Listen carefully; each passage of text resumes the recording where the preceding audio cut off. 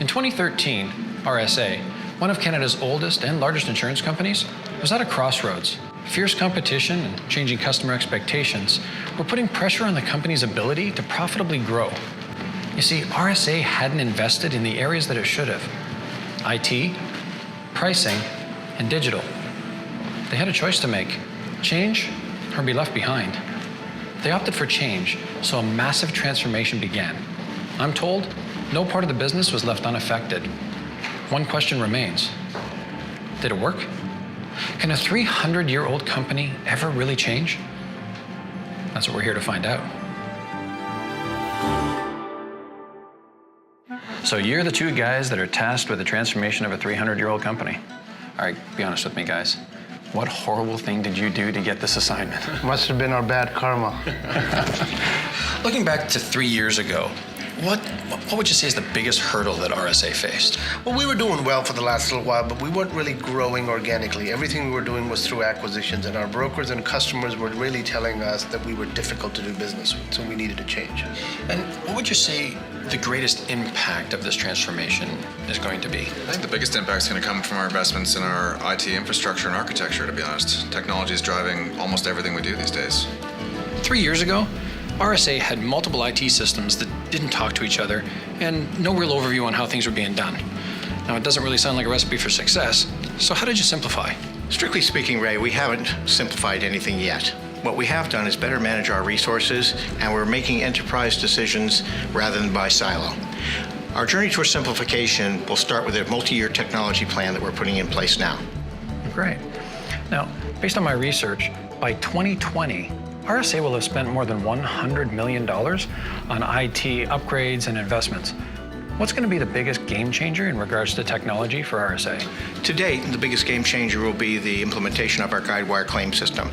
That system will help us significantly improve customer service, as well as helping us manage catastrophic events. Johnson has also introduced several self-service digital options as well to allow customers to make simple changes to their policy and get a quote. And feedback on that has been tremendous. Customers want to be able to purchase insurance much in the same way as they do their online banking. But having the best IT system in the world doesn't mean anything if you don't have any customers to serve, which is why refocusing on customer needs became a top priority. No one knows that better than Ken Bennett, who's joining us via WebEx from St. John's. So Ken, how have you changed the way you're dealing with customers? Well, we're certainly taking a much more proactive approach with customers than ever before. Customer insight is really driving our decision making, and we're putting the customer first. If you just consider Fort McMurray as an example, it's very, very evident that we had our customers at the center of all our decision making in that regard. I'm here with Jed Brady. Jed, you were the claims adjuster that looked after the Fort McMurray fires, right? Yes. It sounds like a pretty intense situation. Can you tell me a bit about it? Well, when I first arrived in Fort McMurray, it was so eerie. There was no one there. There was considerable destruction. Houses and buildings in certain areas had just gone. Our aim was to get people back to their homes and business up and running as quickly as possible. And our initial focus was on keeping people safe. We had a customer who was 8 months pregnant who just found out that her family had lost the business and home. We made sure we got a place for the family as quickly as possible, and that eased the stress on them. What was the family's reaction? I was invited to a family wedding in Cyprus. The baby would have been 1 year old. I'd never seen her since Fort McMurray. And I got that expected cuddle. Then it hit me. What's all this about? What have we done for them? What are we doing day in and day out? What's it all about? Is the customer. Wow. It's not just about making customers happy like Jed did in Fort McMurray. It's about dealing with customers who are unhappy.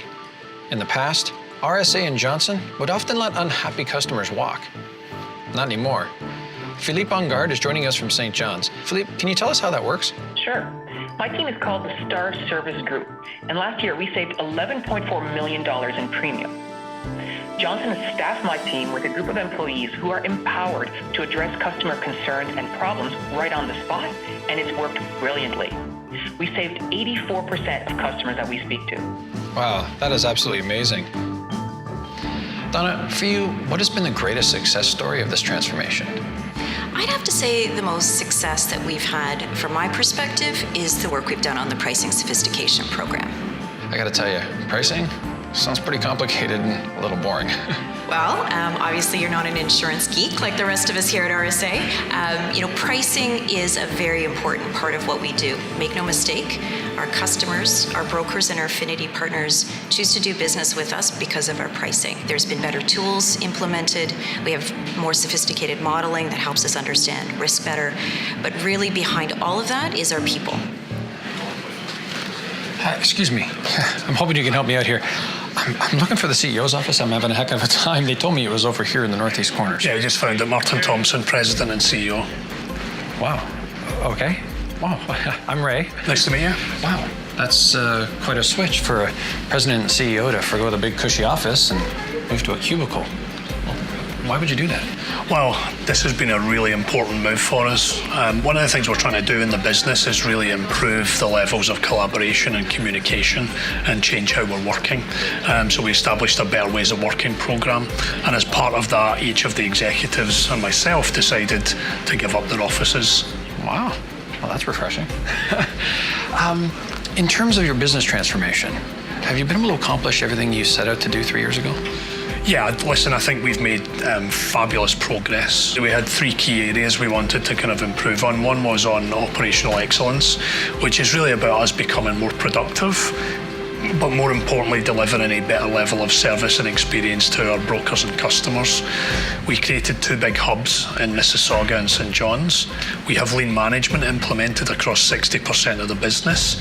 And when I go out into the market to talk to our brokers and customers and I review our statistics, it tells us that we're doing a far better job than we were 3 years ago. The second area is in pricing. Now, we had underinvested in pricing and we'd fallen behind our competitors. The team have done a fabulous job of implementing new technology, but more importantly, actually getting sharper pricing out into the market. So what that means is we're more competitive in more areas. The third area, which was a multi-million-dollar investment, was in claims. We'd ask our claims people to deliver a service to our customers with some pretty poor tools, and we had to give them the tools to do a better job. But listen, we're not done. We have an opportunity to make this company the best insurance company in Canada. To do that, we have to find ways every day of making things better. It's all about continuous improvement, and I believe if we do that, we have a very clear path towards best in class. Wow. Well, that's great. Then I'll get out of your way and let you keep doing it. Okay, thanks. Good to meet you. Nice to meet you.